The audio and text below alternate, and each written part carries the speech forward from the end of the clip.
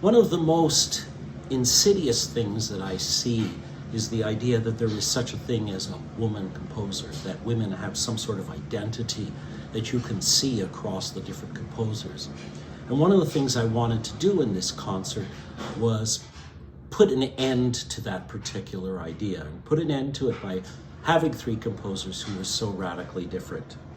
We have works by Florence Price, the African-American composer who had a certain amount of success early in her career in the 1930s and 1940s, and then pretty much disappeared until a whole cache of her music was discovered in 2012.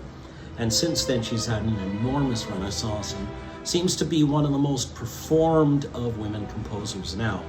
Her music represents a type of style that I would call American Black classical music of the mid-20th century. And I know this sounds like kind of an odd idea, but if you listen to the Third Symphony of Florence Price and the Negro Folk Symphony of William Dawson, or the Afro-American Symphony of William Grant Still, you'll see that there are certain identities, certain things in common in the melodic environment and the harmonic music that they use. They're influenced by things such as field calls and ragtime, but not that much by jazz, which is kind of interesting. And it's a very distinctive style that I don't think has been explored quite enough. And the work of hers that we're going to do for string orchestra is an arrangement of a movement from a string quartet. Very beautiful and has all those characteristics.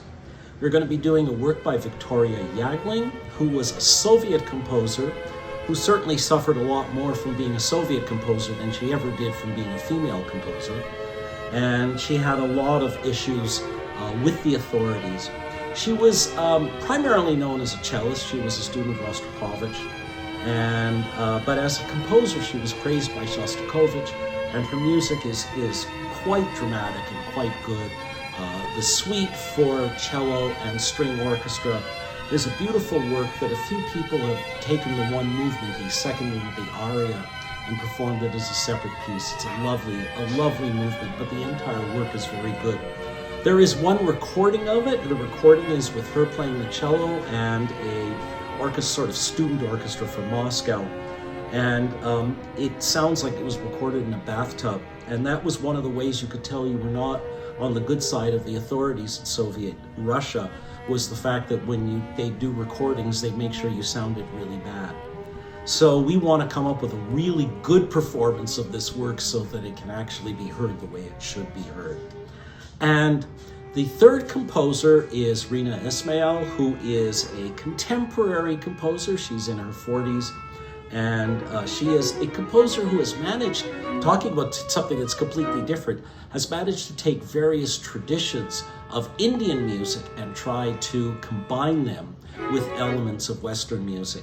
And she studied Western music first, and then she studied Indian music. And this bringing together gives it a very original and unique voice. And so come hear us Saturday, 25th of January at 6 p.m. Musical Instruments Museum to hear these three composers who have nothing in common.